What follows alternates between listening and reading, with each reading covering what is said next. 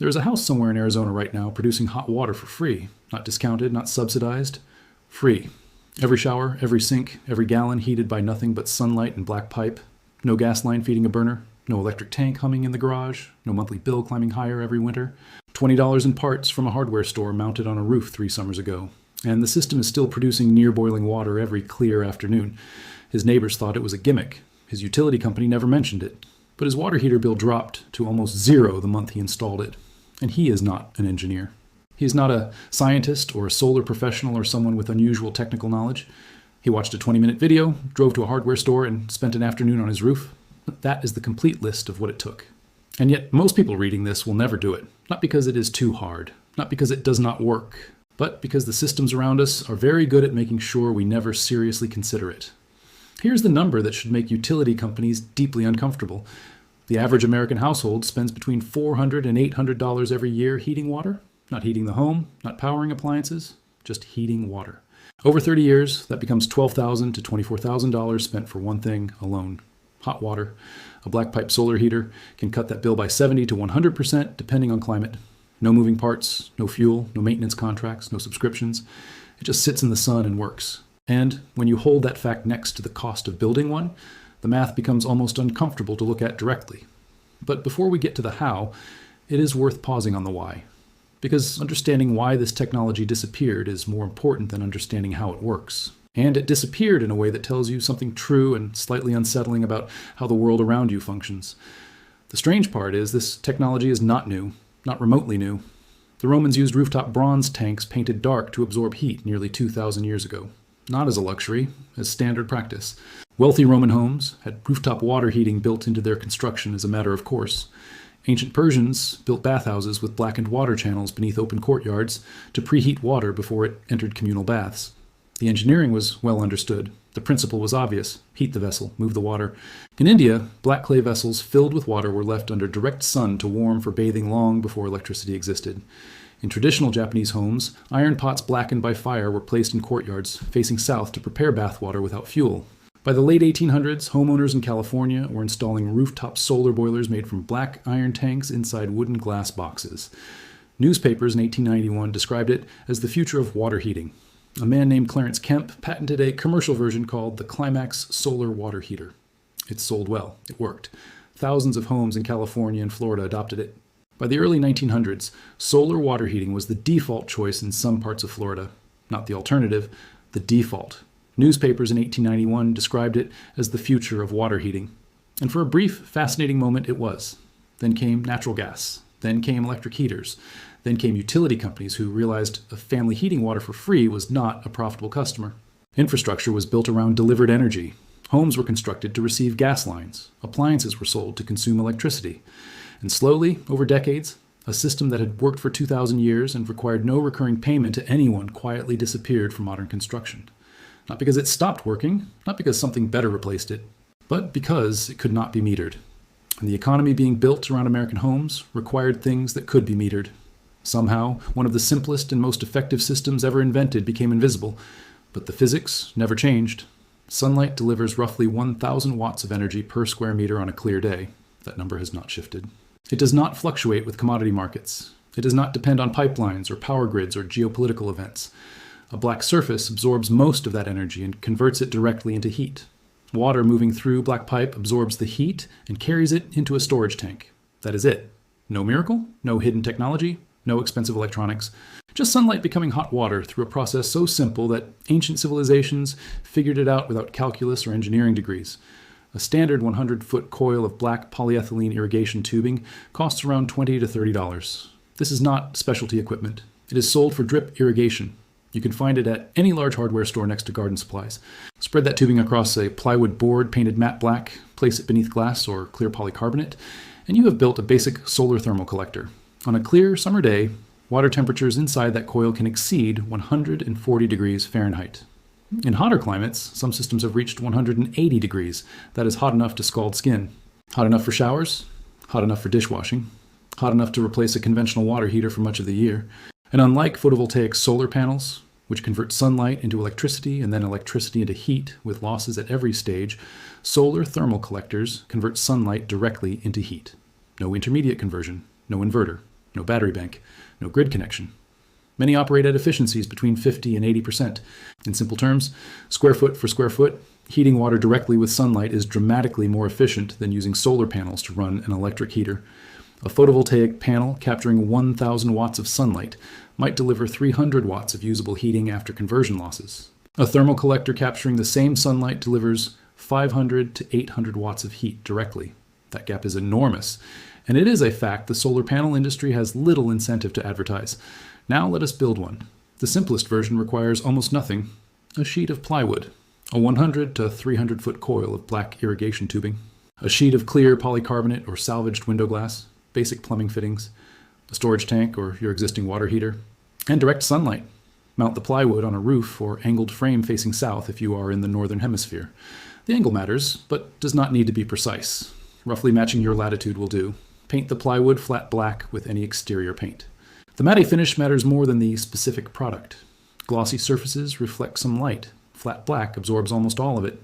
Coil the tubing tightly across the board in back and forth rows and secure it with clips or zip ties, keeping the coils close together so no heat escapes between them. Cover the assembly with clear glazing to trap heat like a greenhouse. A sheet of tempered glass salvaged from a sliding door works. A sheet of twin-wall polycarbonate from a hardware store works. Even a single sheet of clear plastic film improves performance over an uncovered collector, though glass or polycarbonate will outperform it. Cold water enters at the bottom of the tubing. As it snakes upward through the heated coil, it absorbs solar energy. Hot water exits from the top and flows into an insulated tank. The connection to your existing plumbing is straightforward. The solar system preheats water before it reaches your conventional heater. On days with strong sun, the conventional heater does nothing because the incoming water is already at temperature. On cloudy days or during winter, the conventional heater provides backup. The system does not replace your existing setup. It works alongside it, reducing the demand on it day after day. If that tank sits above the collector, the system can run using thermosiphon circulation. No pump, no electricity, no moving parts of any kind. Hot water naturally rises because it becomes less dense as it warms. Cold water sinks. The flow continues automatically as long as the sun is heating the collector. The system turns itself on every morning when the sun rises and turns itself off every evening when it sets. There is nothing to switch, nothing to program, nothing to maintain in any active sense. It simply obeys physics. That same principle has been heating water in Mediterranean homes for generations. In Greece, rooftop solar heaters are common sights on houses and apartment buildings alike. In Cyprus, nearly every home uses them. The figure often cited is 90% of homes using solar water heating as a primary or supplementary system. In Israel, solar water heating systems became standard decades ago, partly driven by necessity and partly because the economics were simply undeniable once the infrastructure was built and the knowledge was widespread. The government eventually mandated solar water heating for new construction, not as an environmental gesture, as a pragmatic response to the cost of importing energy for something the sun was providing for free every single day. Entire countries normalized free hot water while millions of Americans continue paying monthly bills for something the sun provides every day. This is not a difference in climate. Arizona receives more solar radiation than Cyprus. Texas receives more than Israel. The difference is infrastructure, expectation, and the particular economics of energy distribution in the United States. Now let us talk numbers with more precision. A family of 4 uses roughly 50 to 80 gallons of hot water per day. Heating that much water electrically can consume 10 to 15 kilowatt hours daily.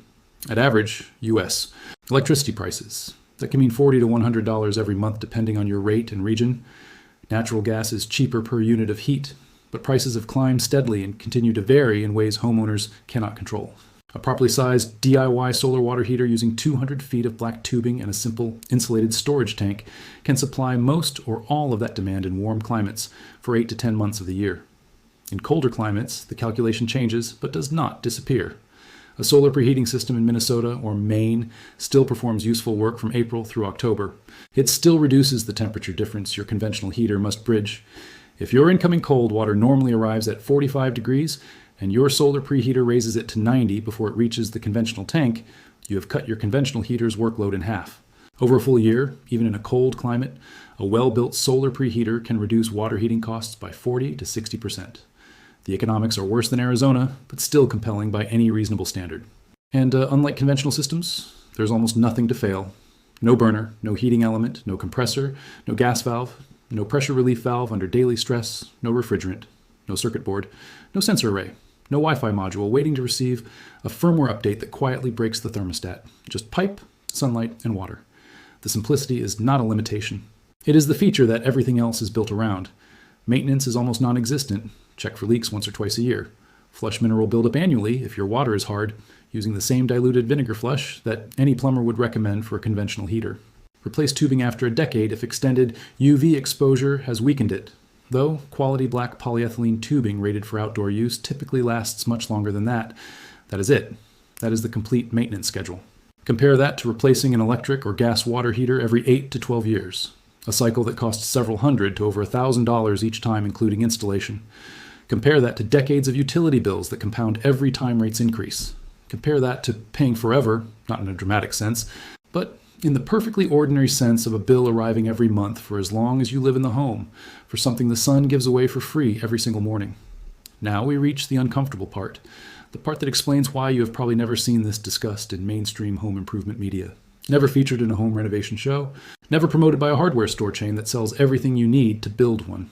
If every homeowner in warm states installed even a basic solar preheater, utility companies would lose billions in annual revenue.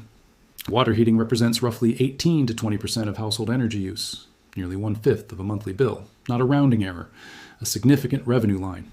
A black pipe panel on a roof threatens that revenue in a way that a rooftop solar panel installation does not, because a solar panel installation requires permits, inspections, installers, financing arrangements, utility interconnection agreements, and often a long approval process.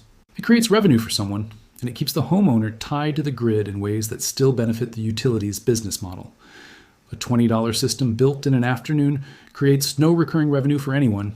It requires no permit in most jurisdictions for a simple preheating setup. It creates no ongoing relationship with a service provider. It generates no maintenance contracts, no monitoring fees, no subscription. A cheap solution only benefits the homeowner. An expensive solution benefits everyone else in the chain. So instead of promoting simple thermal systems, the market shifted toward expensive solar solutions. $8,000 systems with stainless steel collectors and electronic pump controllers, $12,000 installations with glycol heat exchangers designed for freeze protection, financing packages, sales commissions, tax credits that still leave homeowners paying thousands of dollars for a system that performs the same fundamental function as a coil of black pipe. The solar thermal industry that does exist is not promoting DIY solutions. The companies in that industry have overhead and labor costs and profit margins to protect. And so the simple version, the version that actually works for most households in most situations, sits quietly in hardware stores labeled as irrigation tubing, waiting for someone who knows what it is. And yet the sun keeps rising, the physics keeps working, the black pipe keeps heating. Whether anyone profits from it or not, whether utility companies acknowledge it or not, whether home improvement television mentions it or not, the energy arrives every morning at the same rate it has for billions of years. And it does not consult anyone's business model before doing so. A board, a coil of black pipe, a sheet of glass, $20 in one afternoon. And then 30 years of hot water that costs nothing except the memory of having built it. The knowledge was never lost. It was not suppressed by a secret conspiracy or hidden by mysterious forces. It simply became inconvenient for enough people with enough money that it stopped being promoted. The materials were never rare. The science was never wrong. The only thing standing between you and free hot water was someone who needed you to keep paying for it. And now that you know that, the question is no longer whether the system works. It is only whether you're going to build one.